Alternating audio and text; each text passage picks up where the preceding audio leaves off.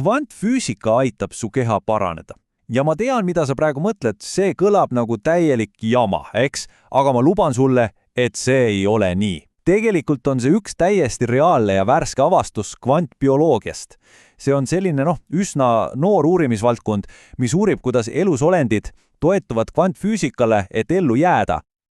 Okei, lähme siis asja juurde ja küsime otse, kas see on päriselt ka võimalik? See väide kõlab ju esmapilgul nagu midagi otse ulmefilmist, aga usu mind, teadus selle kõige taga on tegelikult uskumatult põnev. Nii, alustamegi sellest kõige tähtsamast küsimusest, mis meil kõigil ilmselt peas tiksub. Kas see on lihtsalt mingi plära või räägime me siin päris teadusest? Vaatame kohe järgi. Ja siin tulebki kohe üks väga selge joon vahele tõmmata. Need igasugused sensatsionaalsed kvanttervendamise väited, mida sa võib-olla kuulnud oled, on jah tihtipeale puhas pseudoteadus. Aga see, millest meie siin räägime, on midagi hoopis muud. See on täiesti reaalne teadusharu, mille nimi on kvantbioloogia ja see uuribki, kuidas kvantefektid elusorganismides päriselt toimivad. Ja tead, mis on kõige lahedam? Isegi paljud teadlased ise olid alguses täiesti skeptilised, sest meil on ju alati räägitud, et kvantiefektid on ülihaprad, et kuidas nad saaksid üldse püsima jääda sellises soojas ja, lärmakas keskkonnas, nagu meie keha. Aga vot selgub, et loodus on meist palju nutikam ja on leidnud viisi, kuidas neid efekte ikkagi enda kasuks tööle panna. Ja see topki meid ühe super põneva ja täiesti värske uuringuni otse Harvardist, mis näitab seda kõike, täiesti uues valguses, sõna otseses mõttes. Me räägime haavade paranemisest valguse abil. Selle Harvardi uuringu ülesehitus oli tegelikult päris lihtne. Teadlased võtsid peetritassile need rakud, mis aitavad meie haavu sulgeda. Siis nad lihtsalt näitasid neile erinevat värvi valgust, et näha, mis juhtub. Ja see, mis nad avastasid ühe kindla valgusega, oli ausalt öeldes dramaatiline. Ja siin see ongi. Tuli välja, et 6 tunni pärast olid need haavad, mida töödeldi sinise valgusega, sulgunud 2 korda rohkem kui teised. Jah, sa kuulsid õigesti, 2 korda kiiremini. See on ju meeletu vahe. Ja see graafik siin näitab seda erinevust eriti hästi. Vaadake ise, see sinine tulp on punase ja rohelise omadest lihtsalt 2 korda kõrgem, 6 tunniga. Aga see pole veel kõik. Asi läheb nüüd tegelikult veelgi veidramaks. Nimelt selgus, et oli vaja 2 otsustavat tingimust. Esiteks, see efekt toimis ainult siis, kui maa magnetväli oli olemas. Niipea, kui teadlased selle ära varjastasid, kadus kogu eelis. Ja teiseks, kui nad suunasid rakkudele megahertside vahemikus raadiosignaali, kadus efekt samamoodi ära. Ja just need 2 kummalist asjaolu ongi see, mis viitab, et siin on mängus kvantmehaanika. Okei, aga kuidas see kõik siis täpselt toimub? Mis on see salajane mehhanism, mis seob omavahel sinise valguse, magnetvälja ja rakkude liikumise? Vastus peitub looduse salajases spinnide joondumises. Ja selle võtmesõnaks on elektrooni spinn. Mõtle sellest nii. Igal elektronil on selline kvantumomadus, mis paneb ta käituma nagu tilluke magnet.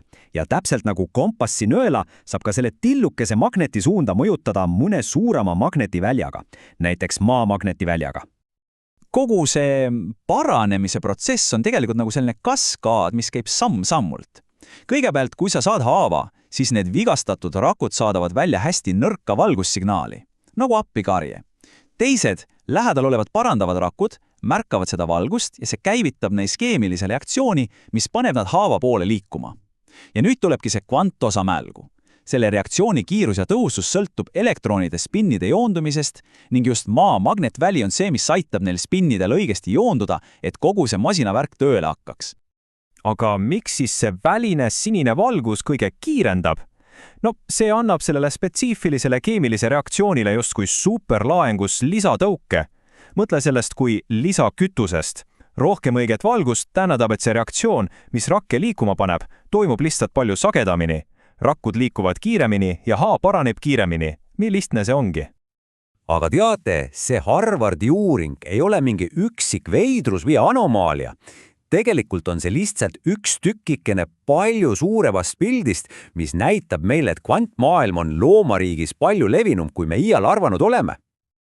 Võtame näiteks kvanttunneli efekti ensüümides. See on see kuulus ja veider protsess, kus osake just kui hiilib läbi energiabarjääri. millest ta klassikalise füüsika reeglite järgi läbi ei tohiks pääseda.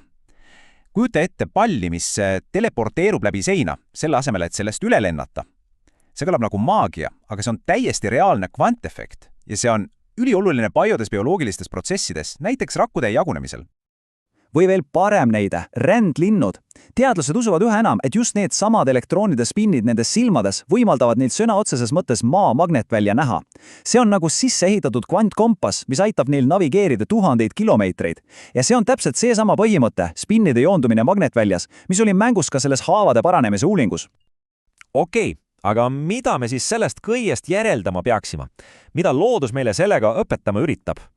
Selgub, et nende avastuste potentsiaalne mõju on tegelikult päris tohutu. Võtame kokku 3 peamist järeldust. Esiteks, see avab ukse potentsiaalselt väga lihtsatele uutele ravitehnoloogiatele. Kujuta ette näiteks haavaplaastrit, mis kiirgab õiget valgust.